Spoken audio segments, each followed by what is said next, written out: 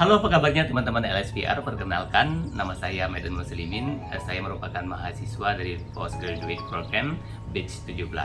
Nah, pada kesempatan kali ini saya akan mempresentasikan terkait dengan tesis yang akan saya bahas di tugas akhir saya, yaitu The Correlation Among Hybrid Zoom Meeting, Self-Funding Meeting Interest, and Target Achievement at MyBank Palembang Area. Nah, teman-teman, kalau kita ngomongin terkait dengan hybrid Zoom Meeting, 3 tahun terakhir, teman-teman ya, dunia khususnya Indonesia terinfeksi yang namanya COVID-19. COVID-19 ini membuat kebijakan-kebijakan pemerintahan Indonesia ada beberapa terjadi.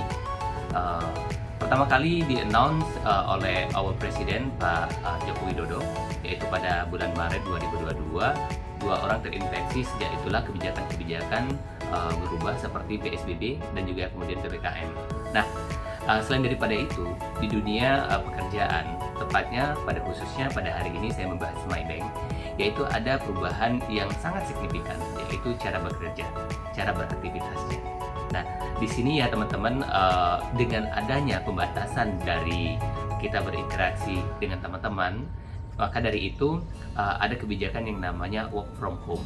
Nah, ketika itu terjadi work from home, ada habit yang tidak biasa, yaitu cara meeting yang ada di MyBank itu sedikit berubah, yaitu menggunakan connection, yaitu Zoom. Nah, teman-teman, ini merupakan kenapa saya ingin membahas atau mengangkat tema untuk tesis saya ini.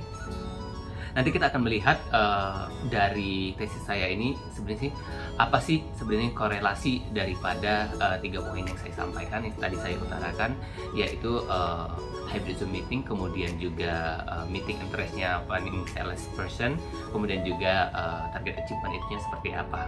Nah, kemudian juga bagaimana ya ini terjadi dan mengapa ini bisa terjadi. Nah, ini akan saya bahas di tesis saya nanti ya. Selanjutnya juga apa sih dampak atau tujuan dari saya melakukan topik ini untuk menjadikan tesis. Sebenarnya teman-teman ya, yang pertama dari tujuan saya, yang pertama saya ingin mencari korelasi yang signifikan di sini apa sih? Korelasi yang bisa kita pelajari ya. Saya sebagai writer dan juga mungkin nanti banyak manfaatnya bagi teman-teman yang mengalami hal yang serupa. Kemudian saya akan mendescribe ya the correlation itu sendiri. Itu tujuan yang kedua. Dan tujuan yang ketiga adalah untuk menganalisa korelasi yang terjadi khususnya di area Palembang ini, apakah efektif atau tidak dan apa sih dampaknya, seperti itu ya. Nah, ini adalah tujuan yang akan saya sampaikan nanti ketika saya melakukan tesis, dan ini sudah terjadi sih di tesis saya. Oke.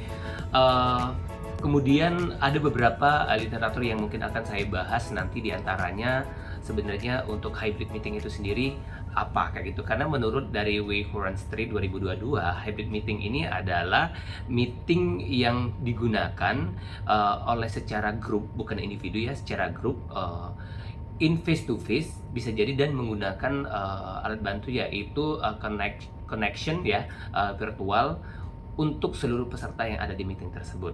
Nah, ini akan saya gunakan di sana. Seperti biasa, yang namanya meeting pasti ada targetnya.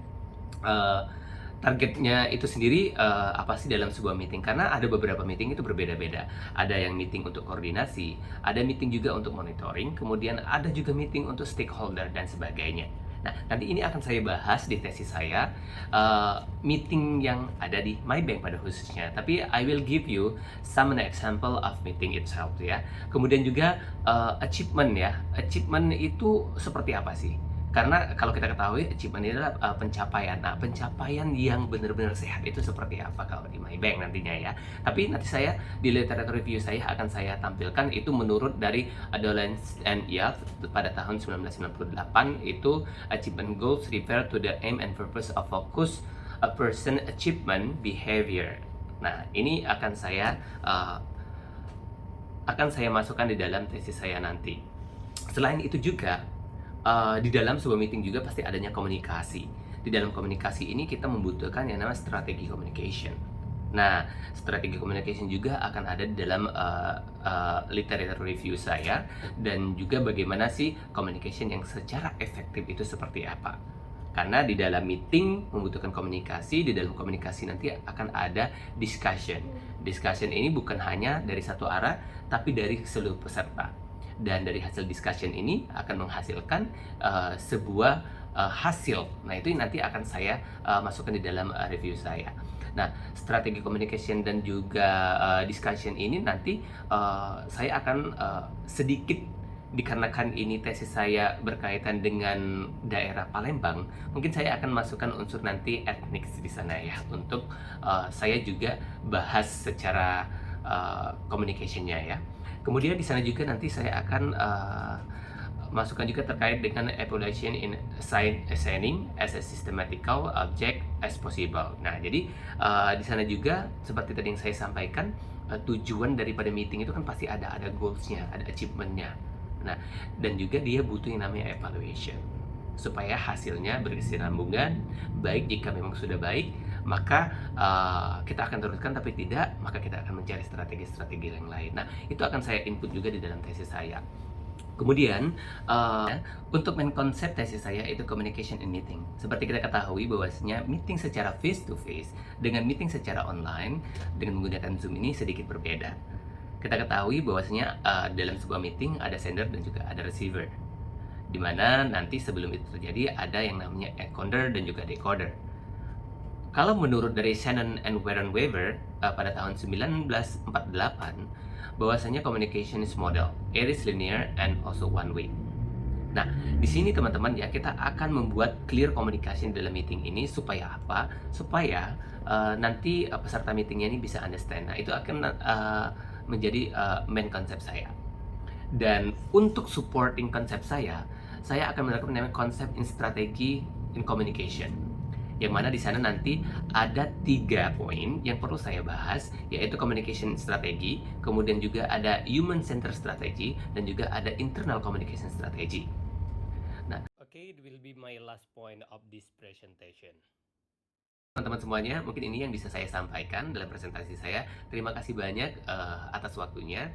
Monggo apabila ada hal-hal yang ingin ditanyakan atau ada masukan serta saran dari teman-teman semua, boleh ditulis di kolom komentar. Terima kasih sebelumnya. Terima kasih.